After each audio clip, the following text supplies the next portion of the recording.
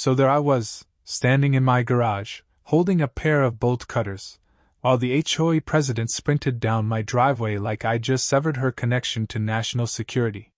Which, technically, I had. The fiber optic cable I'd just sliced?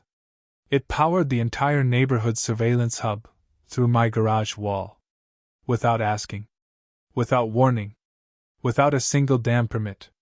I blinked at the glowing wire on the floor, still humming like it couldn't believe this was happening either. Am I the bad guy here? I wondered. Or did I just unplug suburban tyranny from its power strip? One snip.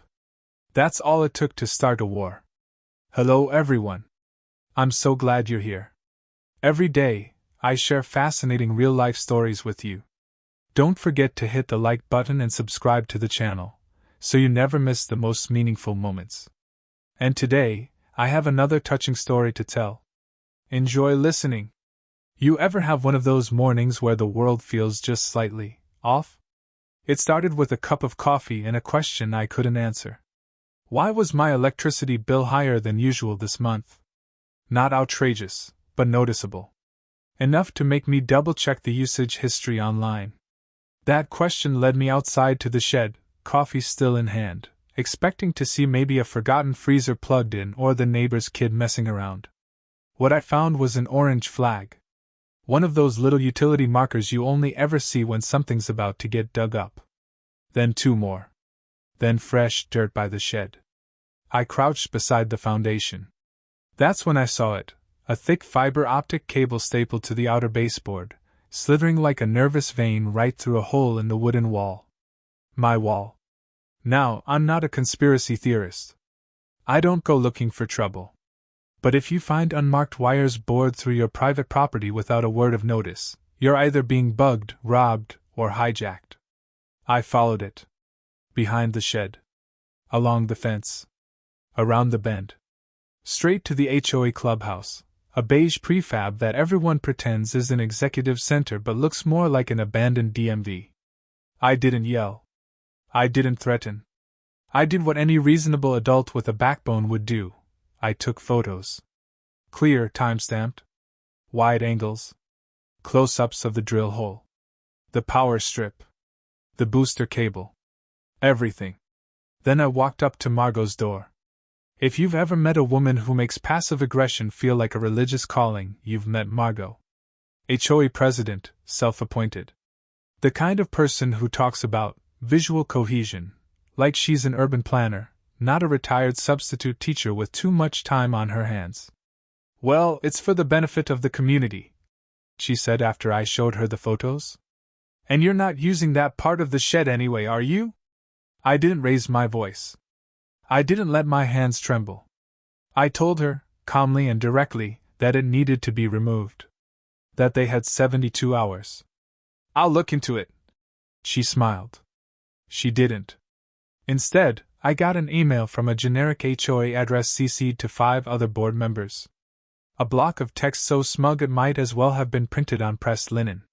It said my accusation was baseless, and I was asked to refrain from interfering with community infrastructure. Let me pause here and clarify something. I don't hate HOAs. In theory. I get it. Standards, property values, unity. But when the people running the show start believing the bylaws give them divine right to enter, alter, and use private property, that's not a neighborhood association. That's a fiefdom. And I was done playing the peasant. I checked my power meter. My usage peaked exactly during clubhouse hours. Every time they fired up the community network, they were leaching power from my shed. My outlet. So I got smart. I installed a trail camera. 2 days later, a guy in a neon vest showed up. Walked behind my shed. Adjusted the cable. Plugged in a signal booster. On camera.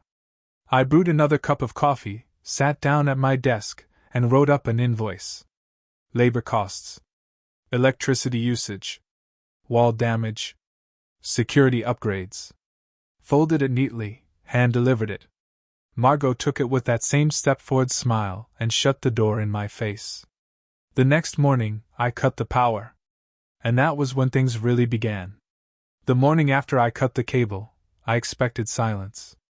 The kind that follows impact, like the seconds after a punch lands, or glass shatters on tile. But instead, what I got was the HOA's version of a counterattack, a paper war. An envelope appeared on my doorstep, tucked beneath the mat like a threat wearing a cardigan. Heavy cardstock, printed return address, and inside, a letter soaked in that signature HOA arrogance. It read, "Please refrain from interfering with community infrastructure. Your actions have been deemed obstructionist and will be met with fines, $250 per day, effective immediately." No signature. No name. Just a bold HOA board, in all caps like they thought that would scare me. I read it twice, then laughed out loud. Not because it was funny, because it was insulting. They thought a threat of a fine would break me after they'd drilled into my damn garage without permission. But this wasn't a tantrum. This was a declaration of war. They had made two critical errors. First, they assumed I'd get tired. Second, they assumed I was stupid. So I responded not with yelling or threats, but precision. Legal precision. I gathered every scrap of evidence I had. Photos of the drill hole in my shed wall. Power usage logs from my smart meter. Footage from my trail cam showing the contractor adjusting their signal booster behind my fence. And most importantly, a city permit showing the fiber line was only approved for installation on HOA property.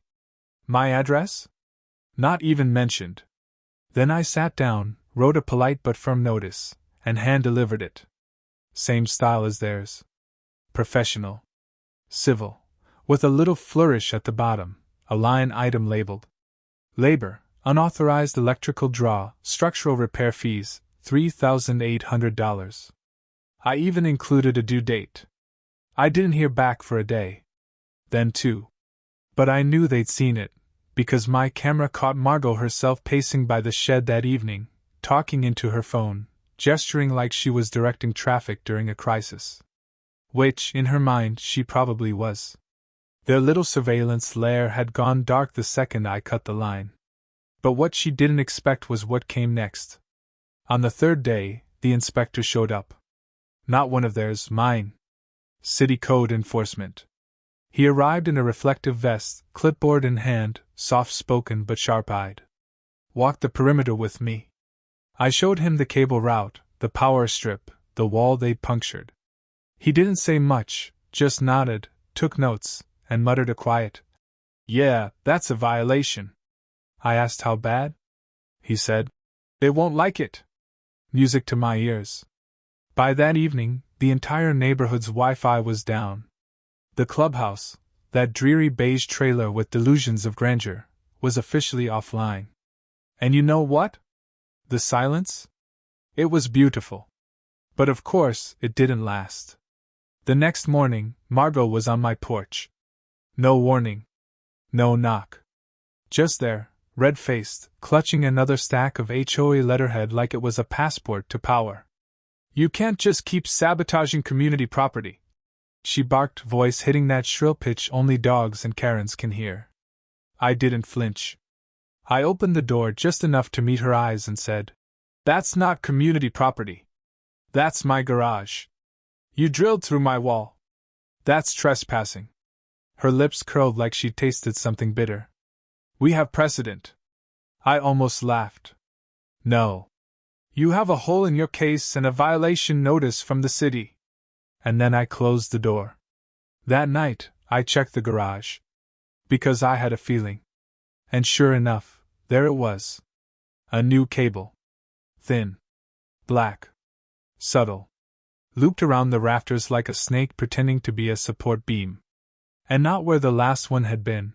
This time it came through the opposite wall. A fresh puncture in the drywall. Not repaired. Just there.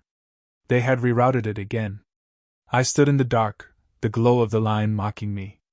My tools were untouched. My floor swept. But someone had been inside. And that changed everything. This wasn't about bandwidth anymore. This was about boundaries. And they had just crossed the final one. So I built my next move. Motion sensors in the garage. A new outlet with a kill switch I could flip from my living room. cameras covering every corner. And then I drafted a revised invoice. This one wasn't polite. It was surgical. Labor, 12 hours at market rate. Power usage, calculated by the day. Security upgrades, itemized. Wall repair, estimate from a licensed contractor. Stress management fee, because yes, that's a thing now. Total due, $5,200. 3 copies printed. 1 for Margot. 1 for court. And 1 laminated, hanging proudly above my workbench like a hunting trophy. But I wasn't the only one fed up. Later that week, Ben, the quiet guy 2 houses down, showed up at my door. He had a similar story. Solar panels rejected. Fines for unauthorized energy capture. Emily from across the street joined us the next day. Her crime? A mailbox that was apparently too glossy. We formed a kind of coalition. Stories piled up. Evidence mounted. A pattern emerged. Margot's reign wasn't just annoying, it was predatory. Systematic. Calculated. So we compiled it all. A 43-page document titled HOA Pattern of Overreach and Misconduct. We submitted it to the City Council, the Grant Oversight Committee, and, just for good measure, posted excerpts on the neighborhood forum. That's when things started to crack. The clubhouse stayed dark. No meetings. No newsletters. No passive-aggressive flyers tucked under windshields. The silence wasn't just peaceful now. It was a signal. The end was coming. And I planned to make sure it landed like thunder. There's a peculiar stillness that settles over a place right before a storm breaks, not in the sky, but in people. The hush that's not quite peace, more like a pause in the middle of tension. That's what the neighborhood felt like after we submitted the report. No one mowed their lawns. No one watered flower beds. People didn't wave anymore, they watched. Quietly. Wary. As if the whole block was holding its breath. The HOA's digital hub had gone down when I cut the cable. But this silence was different. It wasn't just tech failing. It was authority unraveling. The clubhouse doors stayed shut. No lights. No foot traffic. Even the usual trickle of Karens on patrol slowed to a stop. I caught a glimpse of Margot one evening, standing outside the trailer with a phone pressed tight to her ear, pacing like a trapped animal. For the first time since I moved in, she looked small. But I wasn't ready to believe it was over. People like her don't fade out. They dig in. And I was right. It was 10:43 p.m. when I got the motion alert. Back corner of the garage. Same spot they'd hit before. I opened the feed on my phone, expecting raccoons or maybe a late delivery mistake. Instead, I saw a man. Hood up. Gloved. Moving with the hesitance of someone who knows they're not supposed to be there. He had a flashlight. Not pointed ahead, pointed up, toward the rafters. The cable. I didn't move. I watched. He pulled something from his pocket. Looked like a small tool. Wire cutters, maybe? And as he reached up toward the cable, he paused, like he was listening. That's when I hit the switch. The floodlight exploded to life, and the alarm screamed like a banshee. He dropped everything and bolted. I got to the garage 30 seconds later. Too late to catch him, but not too late to find what he left behind. A clipboard. Not Margot's style, not floral or monogrammed. Just plain black, cheap plastic. Inside was a single sheet. A printed service ticket from a local IT firm. Logged as Emergency Reroute Request. Signed off by Margot Holloway, HOA President. So, she'd gone corporate now. The next morning, I walked that clipboard straight down to the city inspector's office. Met the same guy from before, Kevin. Quiet, unfussy, the kind of man who had seen enough HOA drama to write a book and still show up every Monday with a thermos of lukewarm coffee. He read the ticket, glanced at the signature, then looked at me with that dry, tight-lipped smile. She really thought this would fly? She tried to send someone in again last night, I said. Got footage. Want a copy? He nodded. Please. I handed him a flash drive.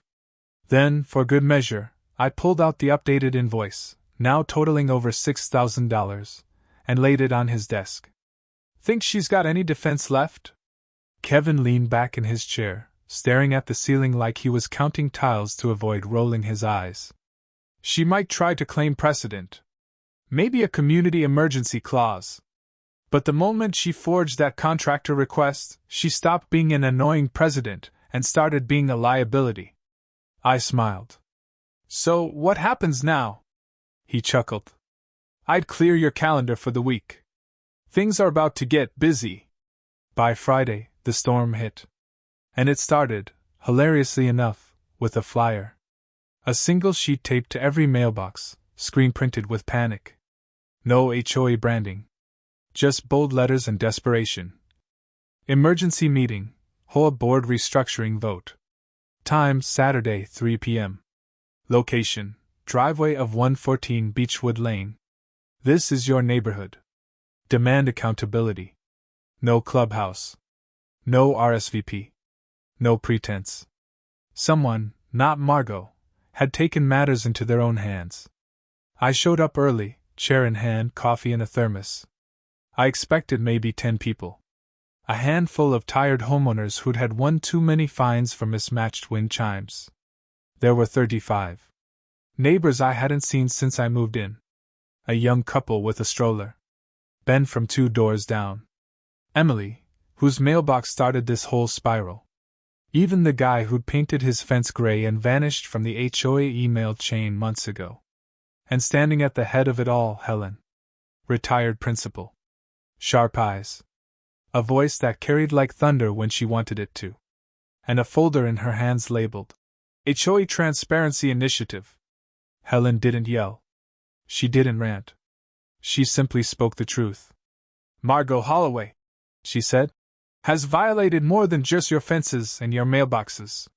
She has violated the trust we built this community on. She held up a copy of our 43-page report. She used this position not for unity, but for control. That ends today. It wasn't even close. The vote wasn't unanimous. There are always a few who fear change more than corruption, but it was decisive. Margot was removed. Helen was voted in. The HOA was no longer Margot's kingdom. It was ours. The aftermath was quiet. Margot's car was gone the next morning. A U-Haul hitched to the back, her front yard suddenly bare. She didn't wave. Didn't make a speech. She just vanished, the kind of exit only tyrants get when they lose the crowd. Helen knocked on my door the day after. Apologized in person. Said the new board would be performing a full audit, refunding illegitimate fines, and, here's the best part, respecting actual property boundaries moving forward. I thanked her. But I didn't smile. Not yet. Because one thing still needed to happen. Small claims court. Margot showed up looking like she hadn't slept in a week. She mumbled something about acting in good faith. I brought receipts.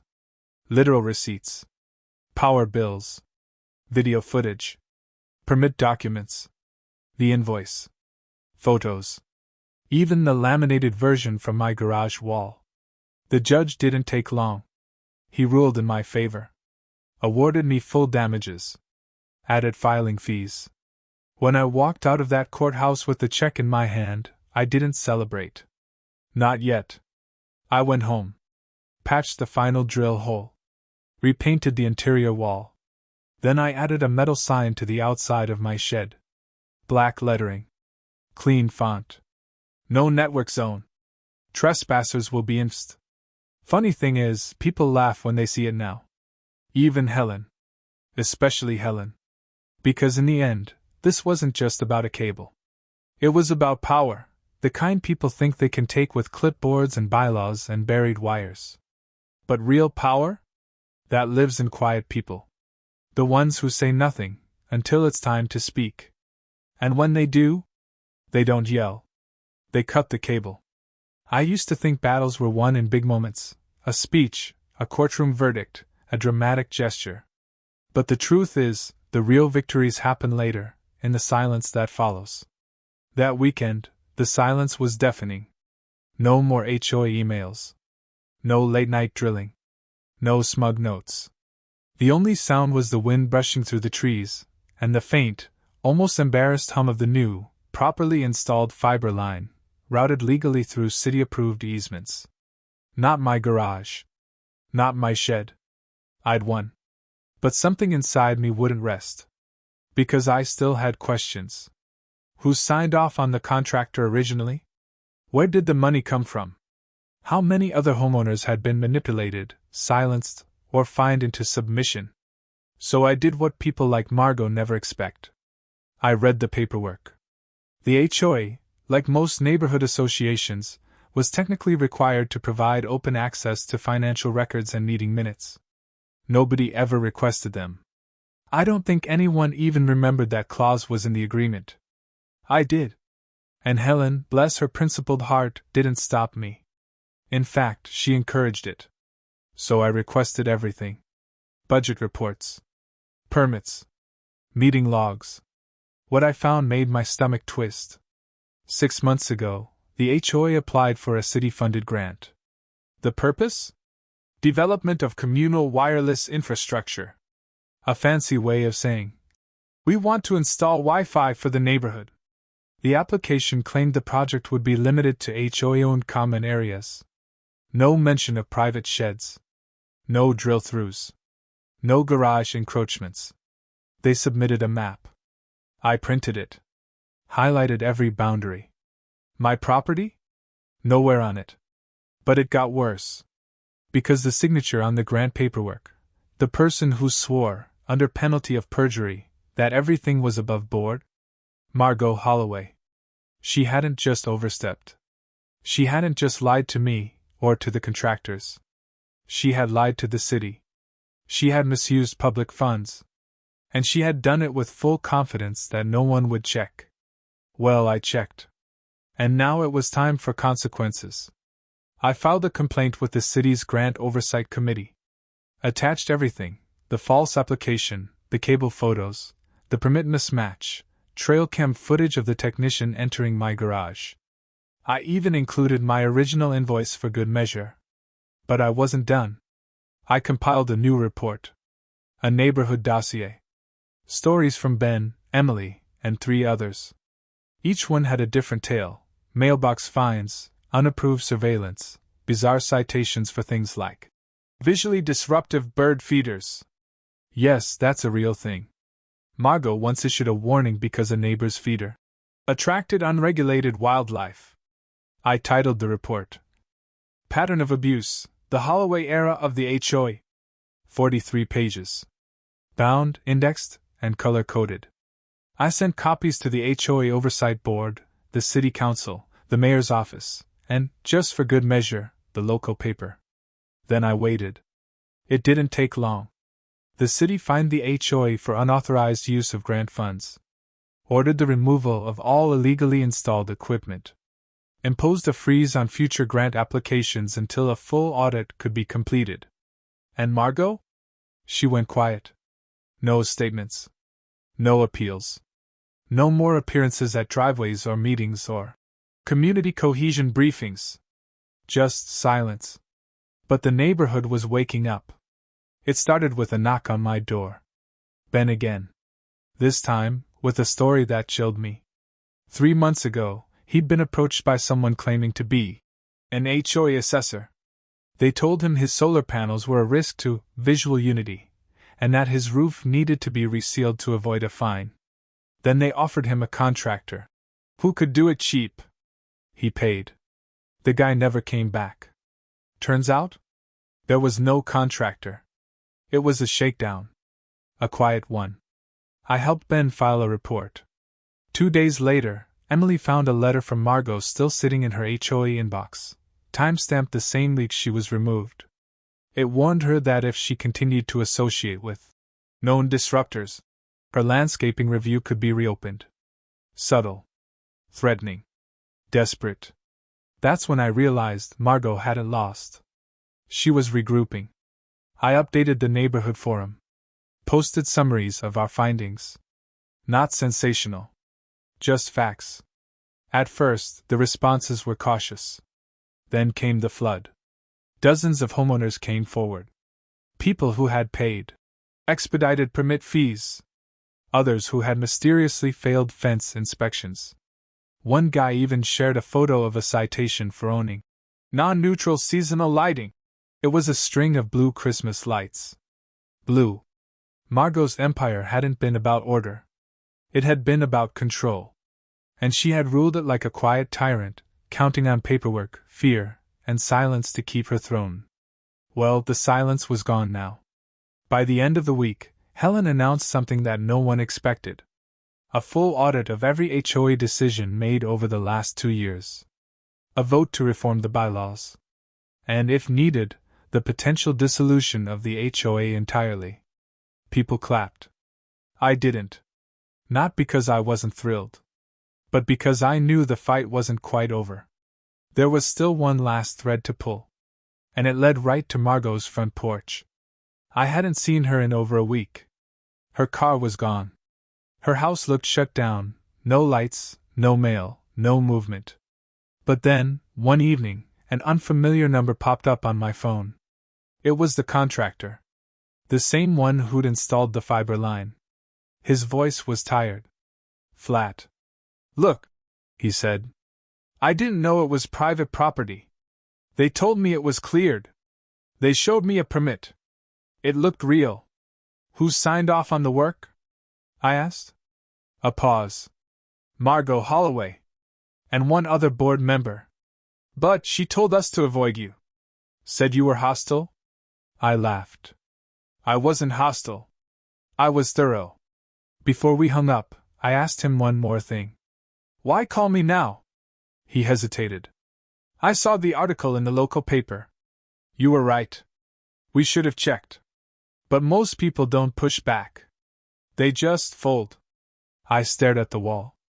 At the patch in the drywall where the cable used to run. I'm not most people, I said. I always believed justice was slow. You file a report. You wait for the wheels of bureaucracy to grind. You let process and procedure do their job, and eventually, things balance out. But there's something no one ever tells you about fighting abuse in quiet places like this. Sometimes, justice doesn't come until you build it yourself. It had been a week since Helen announced the audit. 3 days since the city fines were handed down. 2 days since Margot vanished from sight. I should have felt satisfied.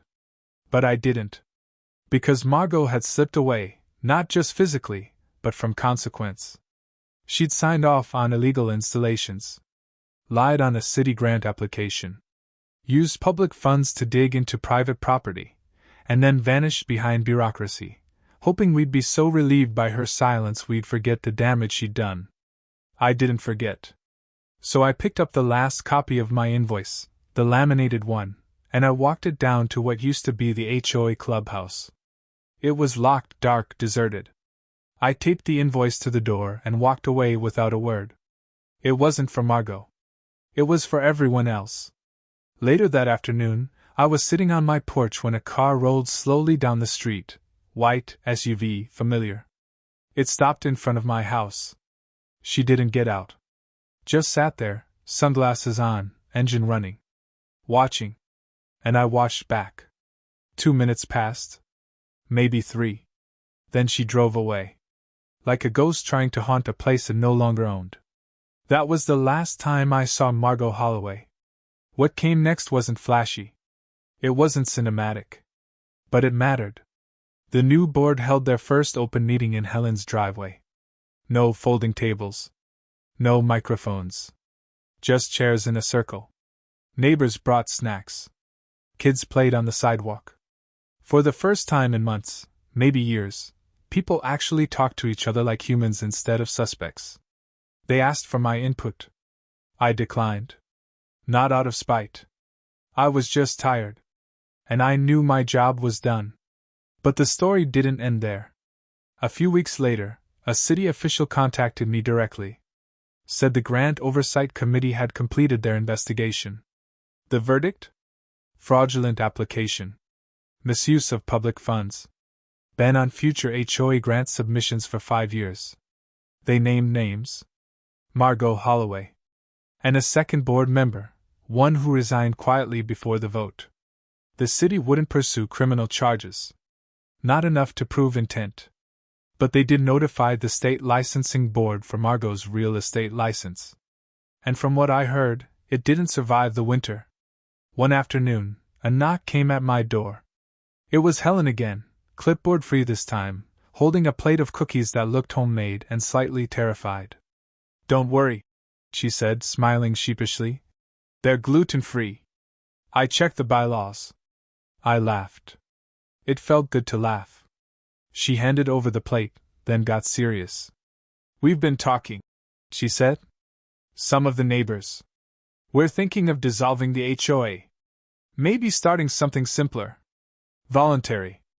Transparent." I didn't answer right away. Just looked out over the street, at the place that used to make my blood boil and now didn't. "If you do," I said, "make sure the first rule is simple." "What rule?" "No one drills into someone's home without asking." She nodded. "That seems fair. The new sign on my shed door says, 'Private property. No entry without permission. No wires, no fines, no exceptions. Violators will be indicted.' It's become something of a neighborhood joke now. Kids ask if it's real. Neighbors take selfies next to it. One guy asked where I got it made because he wanted one for his mailbox. And me? I finally have my quiet back. No knocks about garden tools. No anonymous complaints. No glowing cables creeping across the garage floor like digital ivy. Just a shed. A garage. A home. And peace. Funny how it all started with a cable. Funny how all they had to do was ask. And that brings us to the end of this story. Thank you so much for staying with me until the very last moment.